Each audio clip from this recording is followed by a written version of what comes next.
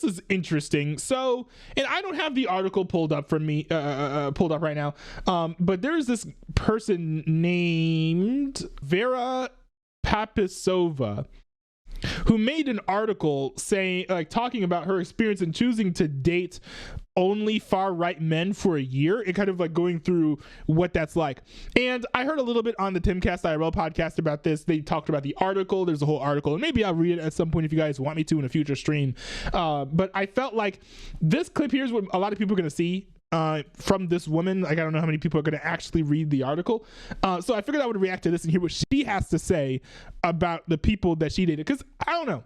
I don't really engage with far-right people very often. I don't think I have a single far-right friend. Honestly, I'm racking my brain, but I can't think of a single far-right friend that I have.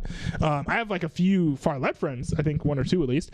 But I can't think of any far-right friends that I have. So it'd be interesting to see what her feedback in regards to these people was, and how she even found these people, because I don't know that far right men are all that common in general. I think a lot of them are lurkers online. I don't even know if they go outside. So CNN's Donnie O'Sullivan got in the cage with former UFC star turned podcaster Jake Shields to explore the Manosphere and why exactly it's so popular. They speak liberal, they have liberal friends, and then they go online and they are a white supremacist. This is Vera. By the way, this is I don't know what this is called. I forget what it's called, but this is a common phenomenon, right? Because, and I'm not going to pull up all the charts, but in general, women have skewed more to the left than men have to the right. And so a lot of times in dating scenarios, men will pretend to be moderates or closer to the left so that they don't drive away these increasingly far left women. So what she's referring to there, very, very real phenomenon, right? Where you got these two-faced men running around pretending that they're liberals when really they're raging Republicans. They speak liberal, they have liberal friends, and then they go online and they are a white supremacist. This is Vera Papisova. She spent the last year dating far-right men in New York City for a story for Cosmopolitan magazine. They're the most insecure men I've ever sat down with. It was really difficult to have some of these dates because they were so insecure. Actually, hold on. I'm going to change something. There's a setting I meant to change. Hold on. I'm gonna crank up the gain a little bit on my desktop audio because in my editing I've noticed that the sound is a little bit quiet. So I'm gonna play this. Let me know if you guys like the new volume here. They don't really know who they are and they don't know how to figure that out. She said the men she dated got all their news and information from the so-called Manosphere. They did not listen to anything else. They're only listening to independent media and they're only listening to men talking to men. The Manosphere. That's interesting. So I think getting your information from independent media isn't bad. It's very helpful. But I think a mixture of independent and established media is good, because independent media, especially when they work all by themselves, often they can get things wrong. They don't have the same levels of checks and balances as the mainstream media does. The mainstream media, so independent media often lies on accident. Mainstream media often lies on purpose. That's the difference between the lies that you'll get on both sides. If you look at both, right, you get some independent media and then you get some established media, mix it together, see what they have to say about each other. It can make it very easy to determine for yourself what you think is true or not. I don't think it's good to have your foot in only one arena or the other when it comes to consuming your news and information. Men talking to men. The Manosphere is made up of macho podcasters and influencers. There's no such thing as an independent female. Most women have zero concept of like money. Females don't have independent thought. What does that mean? Like There's no money? such thing as an independent female. Most women have zero concept of like money. Females don't have independent thought. Oh, It's a like space money. Okay. female. Most women have. Hold on. These subtitles are trash. And there's no auto. I love Google subtitles. Made up of macho podcasters and influencers. There's no such thing as an independent female. Most women have zero concept of like money. Females don't have independent thought. It's a space where UFC fighters are among those who reign supreme. They love the UFC guys. They love the MMA guys because those guys do what they can. They're One thing I want to say about those two individuals, one of them is he Fit from Fresh and Fit? One of the guys, and the other guy is Andrew Tate. interestingly enough, the way that these people, they sort of have postured themselves and people who are members of the Manosphere sort of view and revere them,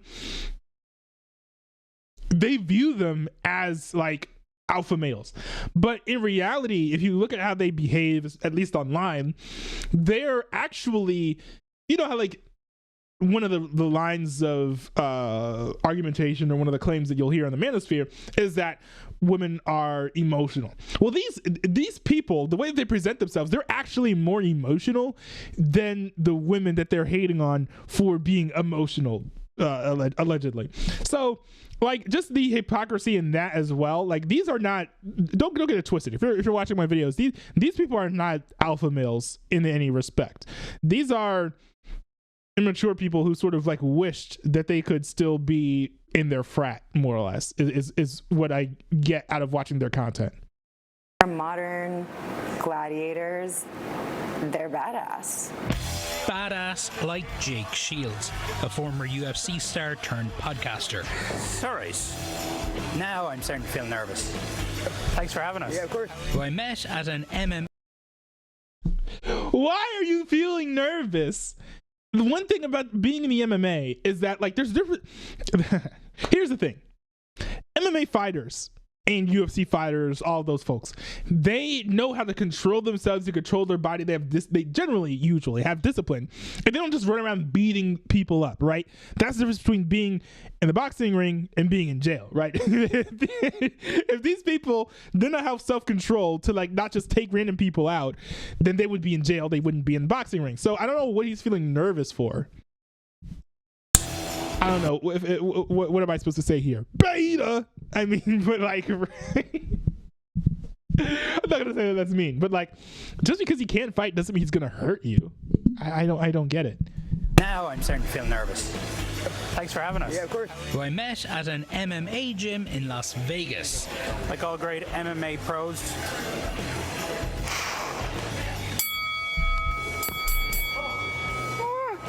I've never hit anyone in my life. I'm not punching back. Hit me. No, I sit right here.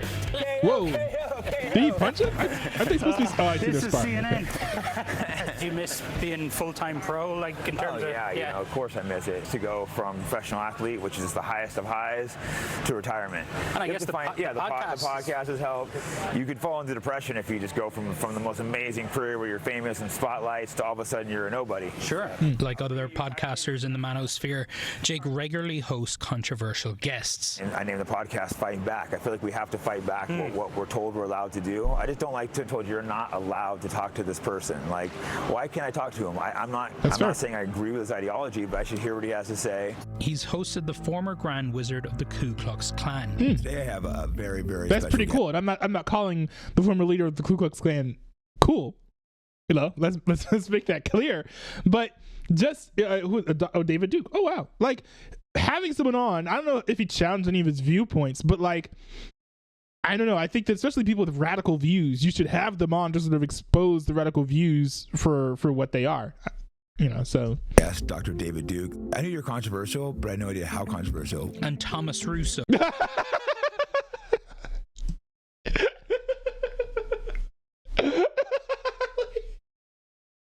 Wait, Tim, I'm not even gonna say my man's because I'm not claiming him. But like, did he really say he had no idea how controversial the former leader of the Ku Klux Klan was?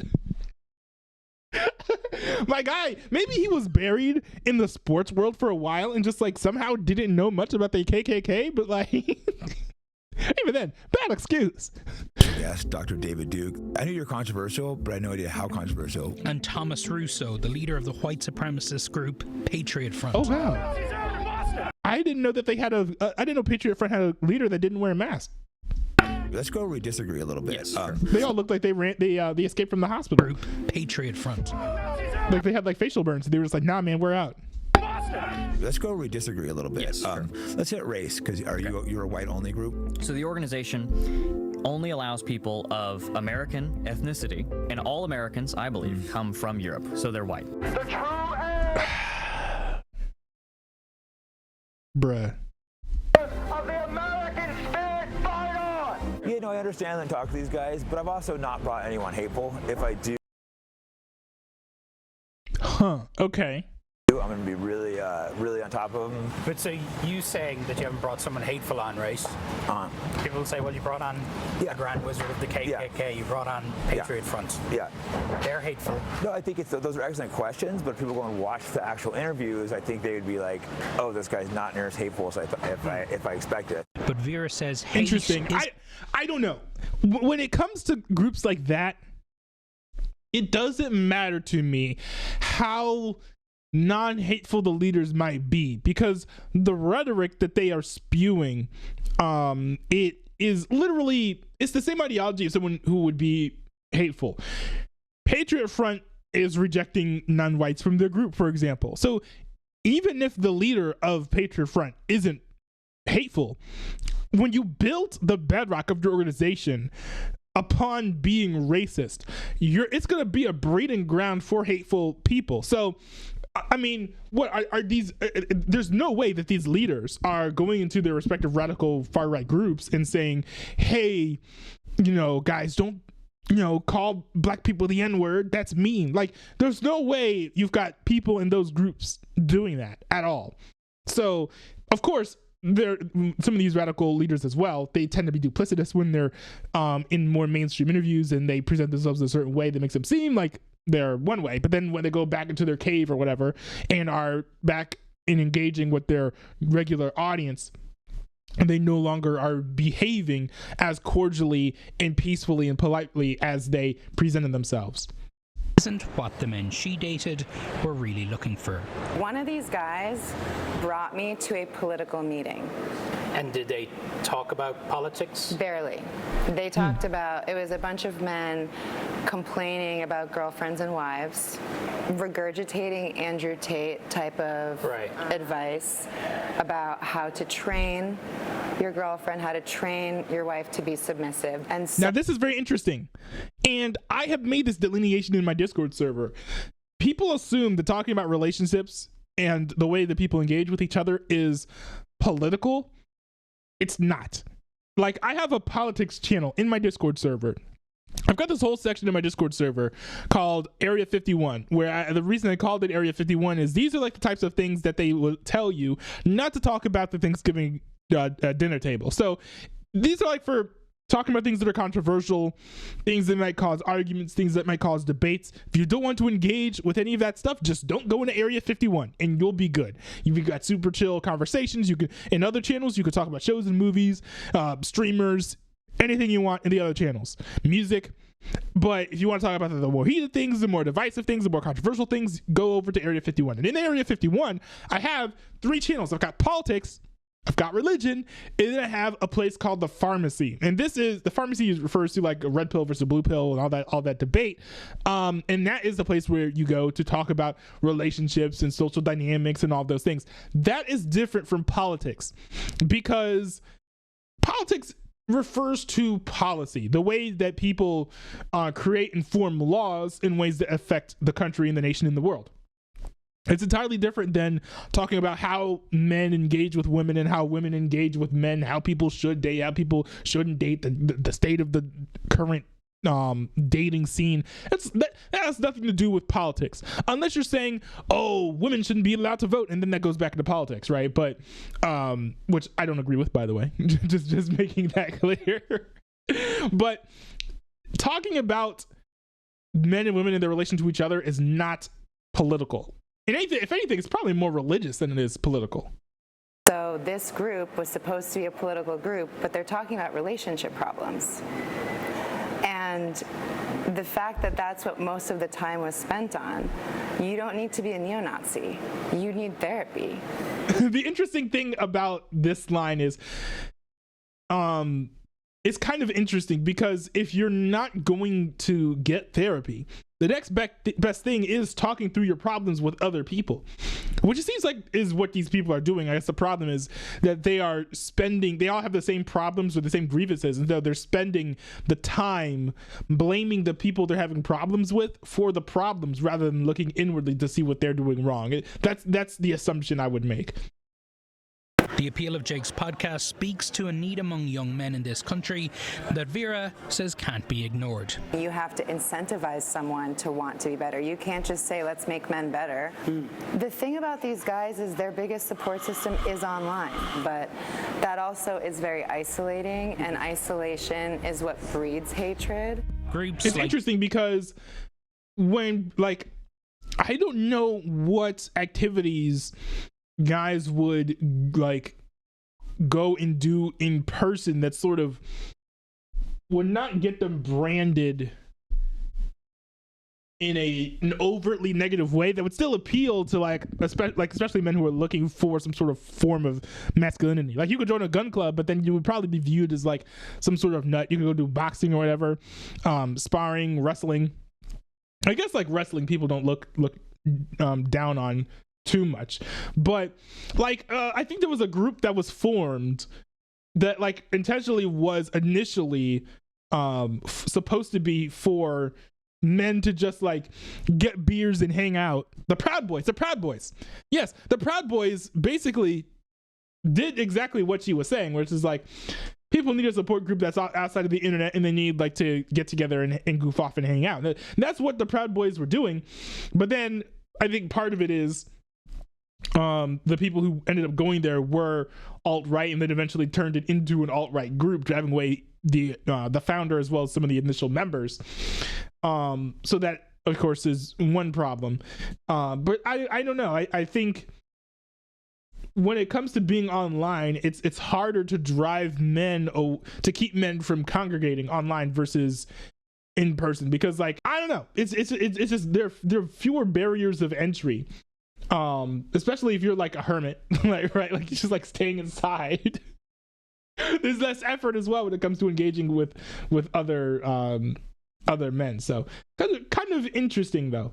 I do agree with her that going outside and hanging out with people in real life is better, right, than just staying inside and being in these online support groups. But even if you take those groups and take them in the real world, then you get the same problem which she accounted, which is now you've just got a bunch of men sitting in a circle trash talking women. That's not helpful or healthy either. Their biggest support system is online, but that also is very isolating, and isolation is what breeds hatred. Groups like Patriot Front offer community, but community based on racism and hate. People have to really think about, do you have the capacity to talk to people that you don't agree with? Because that one nice conversation you might have might change someone's day enough to not have to seek out help in an online support group, which is actually a bunch of white supremacists using political beliefs as an excuse for how they feel. One thing I would like to add is I think a lot of these men have sort of learned, a lot of this is learned behavior from the progressive and feminist movement, where a lot of their rhetoric is hateful against white people and against men. So when they spend a lot of time online observing a lot of that type of information and rhetoric, then they're going to be like, oh, okay, well, if they hate me, then I'm gonna go and hate them, right? And I think that's probably the basis of that's one of the causes of this problem as well. If they sort of like looked outside that for a second and been like, okay, well, is it fine to be hateful? Like, would you just go out and tell people, hey, yo, be hateful? Like, no, you wouldn't. So then when it comes to sort of finding a group to join, it's pretty bad to be like, oh, I'm just gonna join a group that's hateful of other people, but hey, at least they're not hateful of me.